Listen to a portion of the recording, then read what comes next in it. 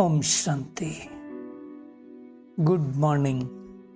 साकार मुरली 10 सितंबर 2021। बाबा की मीठी मीठी मुरली हम मीठे मीठे बच्चों के मीठे मंथन के लिए। मंथन शुरू करने से पहले प्यार के सागर शिव बाबा का वरदानी हाथ अपने सिर के ऊपर महसूस करते हैं और उनकी वरदानी किरणों के नीचे बैठ जाते हैं। अनुभव करें, मैं प्रेम स्वरूप आत्मा हूं, प्रेम से भरपूर आत्मा हूं।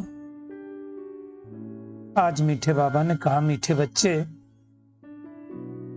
तुम रूहानी बाप से नई नई रूहानी बातें सुन रहे हो। रूहानी बातें क्या होती? जो आत्मा से रिलेटेड हो, आत्मा के कल्याण हेतु हो, शरीर की बातें नहीं। आत्माओं का बाप है तो आत्माओं की बातें सुना रहे हैं। बाबा कहते हैं, तुम जानते हो हम आत्माएं अपना रूप बदल कर आए हैं, वैसे बाप भी आए हैं। हम परमधाम से आए और यहाँ ये शरीर लिया, पाठ बजा रहे हैं। इस पुरुषोत्तम संगम युग में परमात्मा भी परमधाम से आते हैं, ब्रह्मात्मा लेकर के पाठ बजाते हैं। यही डिफरेंस है और कोई डिफरेंस नहीं है। हाँ, हमारा गर्भ से जन्म होता है, परमात्मा का गर्भ से जन्म नहीं होता है, परंतु संगम युग पर आते जरूर है। आज का प्रश्न है, छोटे छोटे बच्चे बाप की समझाने पर अच्छी रीति ध्यान दें तो कौन सा टाइटल ले सकते हैं? बाबा कहते हैं स्पिरिचुअल लीडर का। छोटे बच्चे अगर कोई हिम्मत का काम करके दिखाते हैं, बाप जो सुनते हैं उस पर ध्यान दें, बाप से जो सुनते हैं उस पर ध्यान अगर देंगे और दूसरों को समझाएंगे तो बहुत सब प्यार करेंगे, नाम भी बाला हो जाएगा। इस छोटे छोटे बच्चे, इसलिए आज देखो जो छोटे छोटे बच्चे आते हैं ना, बाबा का परिचय देते हैं तो कितना अच्छा लगता है सबको। तो बाबा कहते हैं वो फिर स्पिरिचुअल लीडर का टाइटल ले सकते हैं। आज का गीत है, छोड़ भी दे आकाश सिंहासन, धरती पर आ जाए। किसकी बात? परमात्मा की बात है। बाबा कहते हैं, किसने बुलाया? बच्चों ने बुलाया। किसको बुलाया? बाप को बुलाया और बाप ने रिस्पॉन्ड किया। बच्चों ने कहा, फिर से बाबा रावण राज्य में आ जाओ। माया का परछाया पड़ा है ना। माया किसको कहा जाता है? रावण को कहा जाता है। तो बाबा फिर से रावण राज्य में आया। क्यों आया? क्योंकि हम दुखी हुए, अशांत हुए, पाप आत्मा बन गए और बाबा आकर के फिर से पुण्य आत्मा बनाते हैं। फिर से वही महाभारत लड़ाई खड़ी है। बाबा ज्ञान और राजयोग सिखला रहे हैं। बुलाया हमने उस निराकार परम पिता परमात्मा को कि साकारी रूप लो। कहाँ के रहने वाले थे? परमधाम के, निराकारी दुनिया के। वैसे इस साकारी दुनिया में इन कॉर्पोरियल वर्ल्ड से कॉर्पोरियल वर्ल्ड में आए हैं हमारे लिए। ये साकारी दुनिया है जहां हम आप बैठे हैं, वो सूक्ष्मतन सटल वर्ल्ड जिसको कहा जाता है, और वो परमधाम शांति धाम है। वहां से बाबा आते हैं और जब इस सृष्टि पर आते हैं तो सबसे पहले सूक्ष्मतन रचते हैं। बाबा कहते हैं, अभी तुम सूक्ष्मतन में जा सकते हो, फिर कभी आने जाने का नहीं होता, क्योंकि पुरुषोत्तम संगम युग पर ही इस सूक्ष्मतन होता और कभी नहीं होता है। जब हम आते हैं नीचे पाठ बजाने के लिए तो सूक्ष्मतन होकर के नहीं आते हैं, सीधे आते हैं परमधाम से नीचे। अभी हम सूक्ष्मतन आ जा सकते हैं। बाबा कहते हैं, पैदल जाने की कोई बात थोड़ी है, मन बुद्धि के द्वारा जा सकता है ना। ये साक्षात्कार भी होता है, बहुत सारे बच्चों को सूक्ष्मतन का, मूल वतन का भी होता है, परंतु जा नहीं सकते हैं।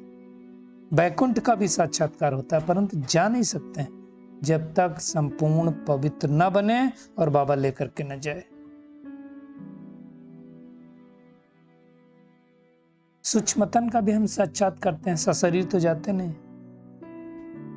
ये सब कैसी रूहानी बातें बाबा ही समझाते हैं। दुनिया में किसी को मालूम नहीं ना। इन कॉर्पोरियल वर्ड कहते हैं, लेकिन उसका पता थोड़ी है किसी को। तो जब दुनिया वाले खुद कोई नहीं जानते हैं कि मैं आत्मा हूं, तो निराकारी दुनिया को क्या जानेंगे? बाबा आकर के इन सब बातों का रियलाइजेशन कराते हैं।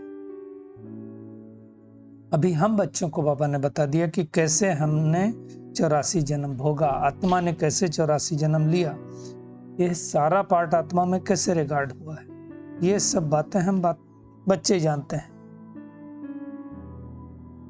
ये सब गुह्य रमणीक बातें हैं जो हम भी नहीं जानते थे पहले। नई नई बातें जैसे जैसे आती जाती हैं बाबा समझाते जाते हैं। दिन प्रतिदिन ये ब्राह्मणों का झाड़ बढ़ता जाएगा और फिर यही ब्राह्मणों का झाड़ दैवी झाड़ बन जाएगा, अर्थात ब्राह्मण फरिश्ता बनेंगे फिर देवता बन जाएंगे। ब्राह्मण ही वृद्धि को पाते ना,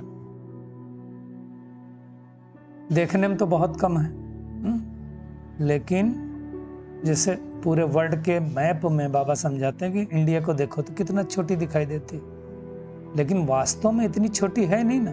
जब उस देश को घूमो तो लगता है कितना बड़ा, लेकिन पूरे वर्ल्ड के हिसाब से छोटा है। ऐसे ही बीज बहुत छोटा है, लेकिन बीज से जब झाड़ निकलता है तो बहुत बड़ा होता है। ऐसे ही इस ज्ञान के लिए बाबा कहते हैं मन मना भव, अर्थात मन ही मन, सिर्फ बाबा को याद करो, अल्फ को याद करो बस। बुद्धि में रहना चाहिए कि इस समय जो ब्राह्मण बने हैं वही देवता बनेंगे। समझा सकते हो इस 84 जन्मों की सीढ़ी है, किसी ने 84 लिया, किसी ने 80 लिया। जो इस समय दैवी कुल के हैं वही ज्ञान में आएंगे और वही सूर्यवंशी घराने में जाएंगे। फेल होंगे तो देर से आएंगे, अर्थात जरूरी नहीं सतयुग में, त्रेता युग में भी आ सकते हैं। फेल होने वाले तो त्रेता युग में जाएंगे। बाबा कहते हैं बहुत ज्ञान लेते हैं, परंतु इकट्ठे तो सब आएंगे नहीं, नंबरवार पुरुषार्थ अनुसार आएंगे। लेकिन जाना परम धाम कैसे? एक साथ जाना सबको एक साथ है, लेकिन आएंगे अपने अपने पुरुषार्थ अनुसार, समय के अनुसार। तो बाबा कहते हैं बुलाया तुमने बाप को, किस लिए बुलाया? कि फिर से आकर के गीता का ज्ञान सुनाओ। कब आता है वो? जब एक्चुअल महाभारत लड़ाई होती है, जो इस समय चल रही है। जो गीता का ज्ञान सुनाते हैं उसको ही राजयोग कहा जाता है। और ये कल्प कल्प आकर के बाबा हमको ये ज्ञान समझाते हैं, सुनाते हैं। जैसे सारी दुनिया सत्यनारायण की कथा सुनती है ना, उसी प्रकार से बाबा आकर के सच्ची सच्ची कथा सुनाते हैं। बाबा ने समझाया कि वे ड्रामा अनुसार ये रावण राज्य समाप्त होना है। सतयुग में राम राज्य और इस समय है रावण राज्य। ये सब नई नई बातें तुम सुन रहे हो। दुनिया में लोग कहेंगे कि ये बातें तो हमने कभी सुनी नहीं, शिव भगवान वाच्य भी कभी नहीं सुना। दुनिया में तो सब कहते हैं कृष्ण भगवान वाच्य ना, परंतु कृष्ण तो परमात्मा हो नहीं सकता है। दुनिया में किसको भी ये भी नहीं पता कि लक्ष्मी नारायण का राज्य कब होता है। ये किसकी बुद्धि में नहीं आएगा, क्योंकि 1250 वर्ष की बात तो हमें याद नहीं है, तो लक्ष्मी नारायण की बात कहां से याद होगी? वो तो 1250 नहीं, 5000 वर्ष पहले राज्य था। ये सब बाबा कहते हैं कि स्टोरी है, कहानी है, कहानी की तरह तुम सबको समझाओ। सतयुग त्रेता में भी भारतवासी थे ना, सबके अलग अलग चित्र हैं। बाबा कहते हैं ये है ही 5000 वर्ष की स्टोरी, कहानी। आज से 5000 वर्ष पूर्व लक्ष्मी नारायण का राज्य था, डिनास्टी था। फिर धीरे धीरे पुनर्जन्म लेते लेते लेते लेते सब आत्माएं तमो प्रधान बन गई। बाबा कहते हैं छोटी छोटी बच्चियां अगर ये बात समझाए ना तो सबको ज्यादा समझ में आएगा। आत्मा ही कानों द्वारा ये बातें सुनती है। जब तक लोग सेल्फ रियलाइज न करें तो बाप को रियलाइज तो कर ही नहीं सकते। तुम जानते हो कि हमने ही 84 जन्म पूरे लिए हैं। यह सब नॉलेज कौन समझाता है? परमात्मा समझाते हैं। इसलिए कहा जाता है God is knowledgeful, blissful, liberator.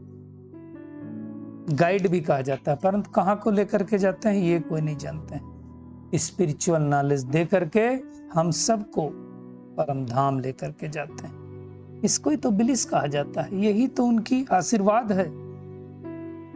Liberate कब आकर के करते हैं? जब दुखी होते हैं, जब रावण राज्य होता है, तब वो हेवनली गॉडफादर आता है, हमें दुखों से दूर करके सुख की दुनिया में ले जाता है।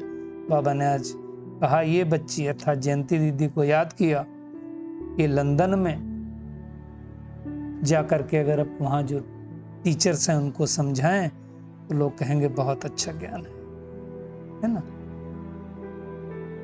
ये अगर भाषण करें कि कैसे आयरन एज से गोल्डन एज होता है और गोल्डन एज से आयरन एज बनता है, कैसे चेंज होता है, तो बहुत सारे लोग वाह वाह करेंगे।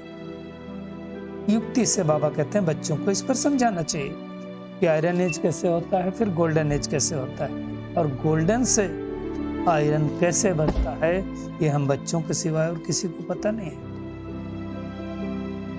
पहले भारत सुखधाम था, हेवन था, अभी दुखधाम है। सतयुग में बहुत थोड़े मनुष्य होंगे, बाकी मनुष्य कहाँ चले जाएंगे, फिर सब शांति धाम परम धाम में जाकर के ऊपर बैठेंगे, फिर अपने समय अनुसार पार्ट बजाने के लिए आएंगे।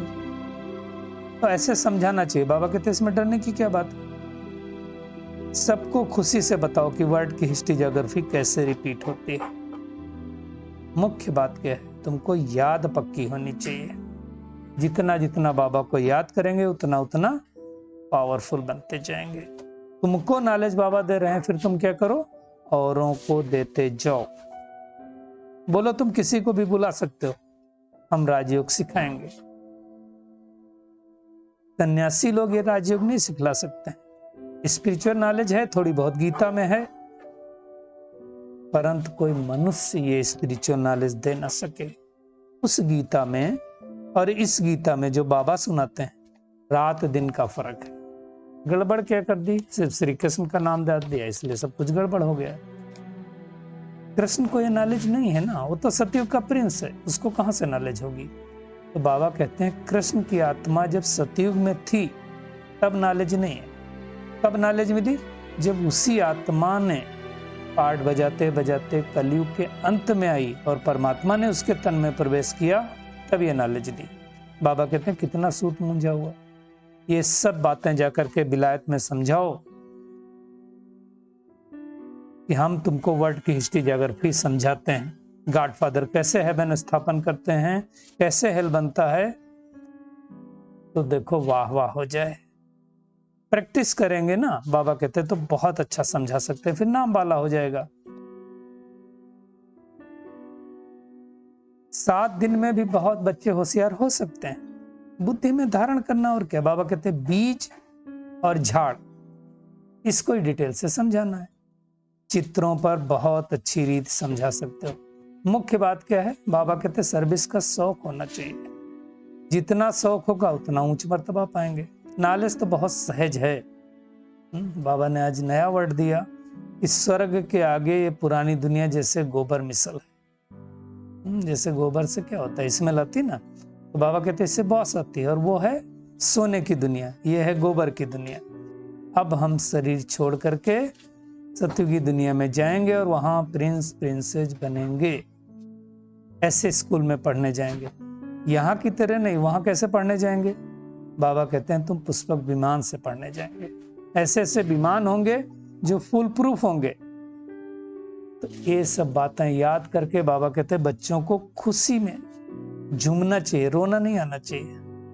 इतनी खुशी होनी चाहिए कि हम जाकर के प्रिंस प्रिंसेस बनेंगे। तो आज का होमवर्क क्या है, जो रूहानी बाप रूहानी नॉलेज समझा रहे हैं उसको अच्छी तरह से बुद्धि में धारण करना है। इस पुरानी छीछी गोबर मिसल दुनिया को बुद्धि से भूल सतयुगी दुनिया को याद करना। बाबा जो गुह बातें रमणीक सुनाते हैं उन्हें धारण कर सबको समझाना है। स्पिरिचुअल लीडर का टाइटल लेने का पुरुषार्थ करना है।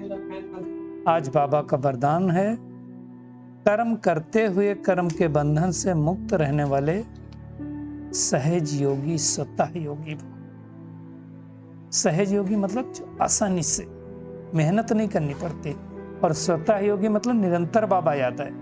बाबा कहते हैं जो बच्चे महावीर है ना, उन्हें साकारी दुनिया की कोई भी आकर्षण अपनी तरफ आकर्षित नहीं कर सकती। वे स्वयं को 1 सेकंड में न्यारा और बाप का प्यारा बना सकते हैं, किसी को भी बना सकते हैं।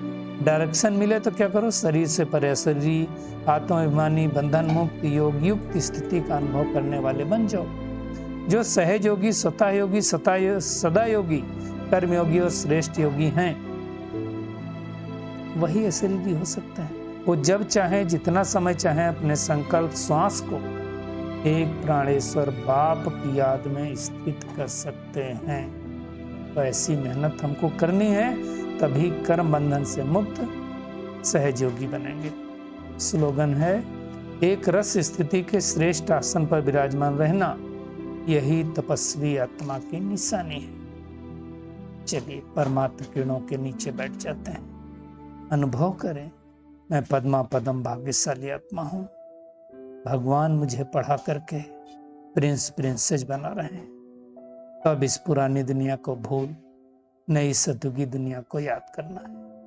बाबा ने जो गुहिरमड़ी की बातें सुनाई हैं, उनको याद कर करके खुशी में झूमते रहना है। अब आत्माभिमानी बंधन मुक्त बनना है, तो कर्म करते करते योग में रहने का पुरुषार्थ करना है। शुक्रिया मीठे प्यारे बाप दादा, शुक्रिया आप सभी का इस मीठे मंथन के लिए। ओम शांति।